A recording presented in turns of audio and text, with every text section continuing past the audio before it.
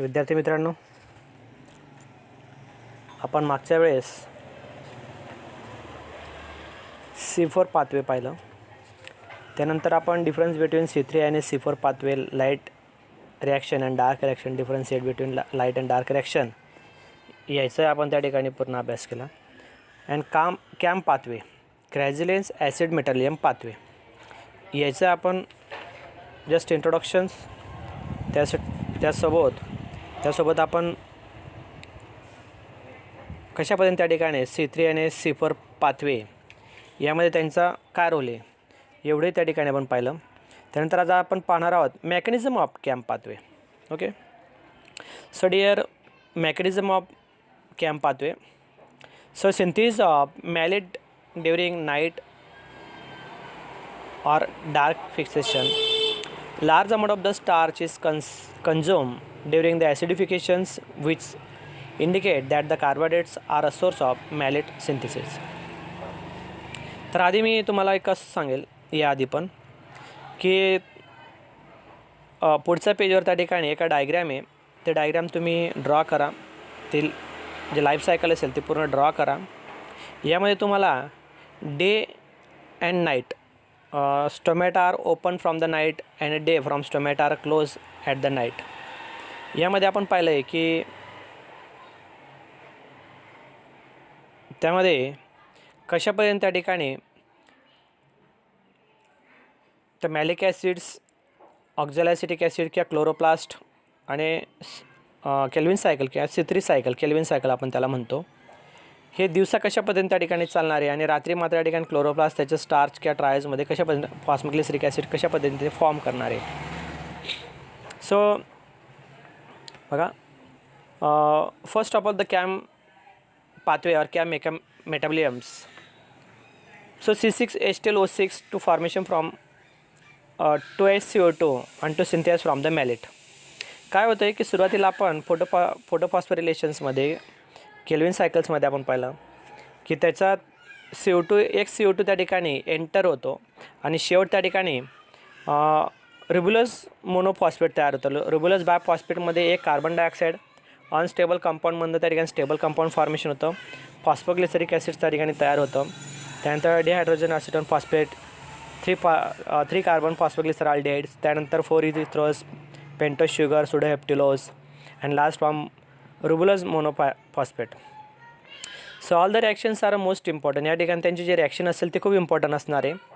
यामध्ये आपण पाहतो आहे की ज्यावेळेस त्या ठिकाणी फोटोसिंथेसिसमध्ये CO2 आणि H2O म्हणजे H2O to absorb from the roots through phloem tissue of aerial parts of the plant body to provide the chloroplast cells, म्हणजे क्लोरोप्लास्टपर्यंत त्या ठिकाणी जातं.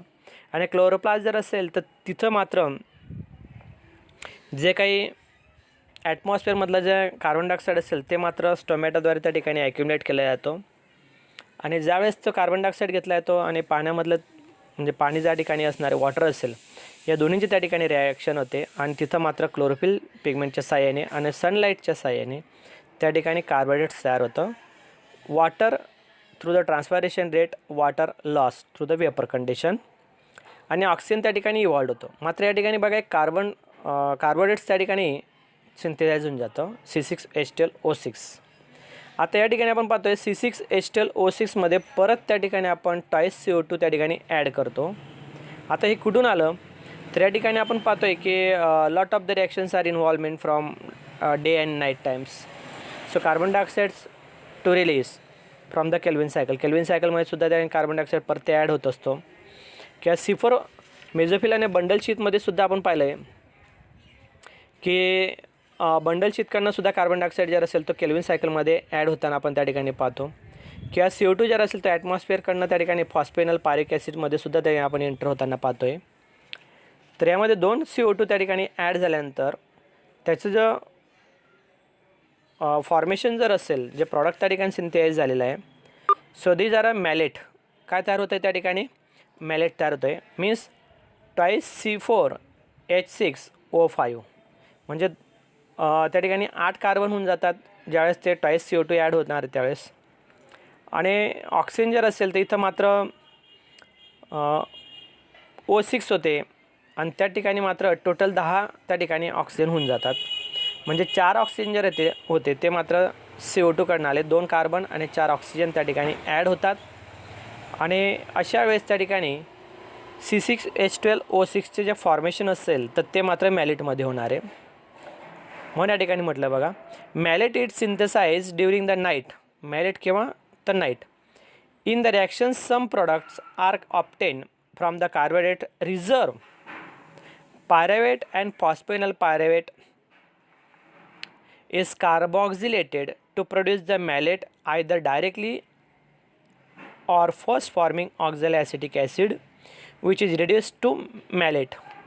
The reactions are या ठिकाणी आपण पाहू शकतो. तर मॅलेट जर असणार आहे ते मॅलेटचं त्या ठिकाणी ऑक्झॅलोॲसिटिक ॲसिड्समध्ये त्या ठिकाणी फॉर्मेशन होणार आहे and to formation from the malate. बघा या ठिकाणी आपण स्टार जे असणार आहे नाईटला आपण पाहू शकतो, डेला त्या ठिकाणी जर असेल ते मात्र प्रॉडक्ट फॉर्मेशन होतात आणि नाईटमध्ये आपण जर पाहिलं तर त्याचं मात्र मॅलेटमध्ये कन्वर्ट होणार आहे. Malate are a formation from the triose phosphate. म्हणजे या ठिकाणी ADPचे ATPमध्ये असेल ते ATPमध्ये होतात and that time from the HCO3 means twice CO2 are enter. एक जर असेल तर ॲटमॉस्फिअरमधनं एक CO2 आणि एक जर असेल तर ते मात्र सायकलमधनं त्या ठिकाणी CO2 घेतात. फॉस्फोइनॉल पायरिक ॲसिडचं फॉस्फोइनॉल पायरेवेट त्या ठिकाणी तयार होतं आणि त्याचं नंतर ऑक्झॅलोॲसिटिक फॉर्मेशन होणार आहे and NADH2 formation from the NAD to form the malate. तर या ठिकाणी मॅलेट तयार होतं आणि मॅलेटपासून malic acids to formation from the cells. तर यामध्ये आपण पाहिलं तर पूर्ण त्या क्लोरोप्लास्ट सेल्समध्ये तर आपल्याला मॅलिक ॲसिड्स त्या ठिकाणी तयार होताना आपण पाहतो आहे. ओके, थोडंसं इथपर्यंत लक्ष असू द्या. त्यानंतर आपण बघा पुढे रिॲक्शन पाहू शकतो, तुमच्या रिॲक्शन लवकर लक्षात येईल. Pyruvate plus CO2. पायरेट बघा त्या ठिकाणी डायग्राममध्ये दिलं आहे phosphoenol pyruvate. Pyruvate plus CO2 to form from the two addition from the NADPH. The enzymes are use from malic enzymes to formation from the malate and NADP. Malate त्या ठिकाणी तयार होतं आहे. पुढे आपण या ठिकाणी पाहतो आहे फॉस्फोइनॉल पायरेवेट प्लस CO2. इथं अजून एक CO2 ॲड होतो आहे and ADP to convert the ATP. The enzymes are use from the phosphoenol pyruvate carboxylase to synthesise from oxaloacetate plus ATP. म्हणजे फॉस्फोइनॉल पायरेवेटचं त्या ठिकाणी एक कार्बन डायऑक्साईड ॲड होतो आणि परत त्या ठिकाणी ADPचं ॲड होतो. एन्झाईम्स त्या ठिकाणी phosphoenol pyruvate carboxylase enzymes use करून ऑक्झॅलोॲसिटेट त्या ठिकाणी तयार होतं आणि एक ATP त्या ठिकाणी सिंथेसाइज होतो. पुढे या ठिकाणी आपण पाहतो आहे phosphoenol pyruvate addition of 1 carbon dioxide and addition of hydrogen molecules to synthesise from oxaloacetate plus inorganic phosphate. एक इनऑर्गॅनिक फॉस्फेट त्या ठिकाणी परत सिंथेसाइज होणार आहे. The enzymes are use from the phosphoenol pyruvate carboxylase. आता या ठिकाणी फॉस्फोइनॉल पायरेवेट कार्बोक्सिलेज त्या ठिकाणी तयार झालं आहे, ऑक्झॅलोॲसिटेट तयार झालं आहे, इनऑर्गॅनिक फॉस्फेट त्या ठिकाणी तयार होतं आहे. पुढच्या रिॲक्शनमध्ये आपण त्या ठिकाणी पाहतो आहे ऑक्झॅलोॲसिटेट प्लस NADPH2.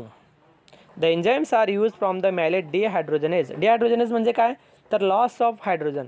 ज्यावेळेस त्या ठिकाणी हायड्रोजन हे लॉस होणार आहे त्यावेळेस त्या ठिकाणी त्याचं कन्व्हर्शन जर असेल तर ते मात्र या ठिकाणी NADमध्ये होणार आहे. So NADH2 to formation from the NAD and to synthesise from the malate.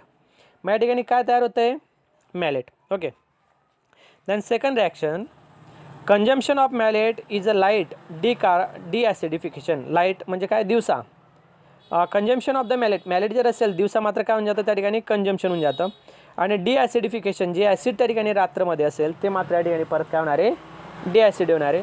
During the following day when acidified organs are exposed to the light and rapid consumption of the malate occurs result in deacidification due to the carbon dioxide released from the malate. तर या ठिकाणी काय होतं आहे की रात्री जर असेल तर त्या ठिकाणी मात्र ॲसिड फॉर्मेशन होणार आहे आणि दिवसा जर असेल तर ते मात्र डिॲसिडिफिकेशन होणार आहे. म्हणजे या ठिकाणी आपण पाहिलं आहे की कार्बोहायड्रेटमध्ये त्या ठिकाणी परत 2 CO2 हे ॲड होतात फॉस्फेनल पायरुवेटचं ऑक्झॅलो ॲसिटिक ॲसिडमध्ये ऑक्झॅलो ॲसिटिक ॲसिडचं त्या ठिकाणी परत मॅलेटमध्ये त्या ठिकाणी तयार होणार आहे. And completely from the 2CO2 are additions and that time from a decarboxylase. तर त्या ठिकाणी एन्झाईम जर असेल तर डिकार्बॉक्झिलेजचं त्या ठिकाणी फॉर्म्स होतात. 2 हायड्रोजन मॉलिक्युल्स त्या ठिकाणी रिलीज होतात. त्या ठिकाणी फॉर्मेशन होताना so they are a formation from the chloroplast regions to form from the starch and night time are a डिॲसिडिफिकेशन.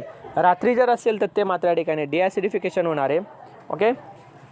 The next is a malate may be decarboxylase by 2 ways. आता या ठिकाणी 2 ways दिलेले आहेत.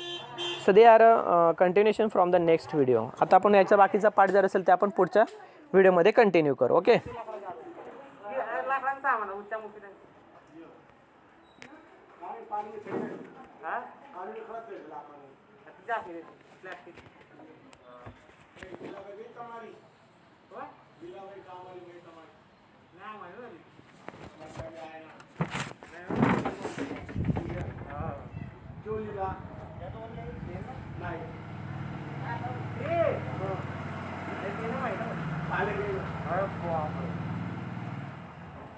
बरोबर ते आहे मला आहे खाली येते तेच मला तिला पोरी ॲडमिट होत्या नंदुरबार तिची गाडी दावली ती बरोबर ती जाग येते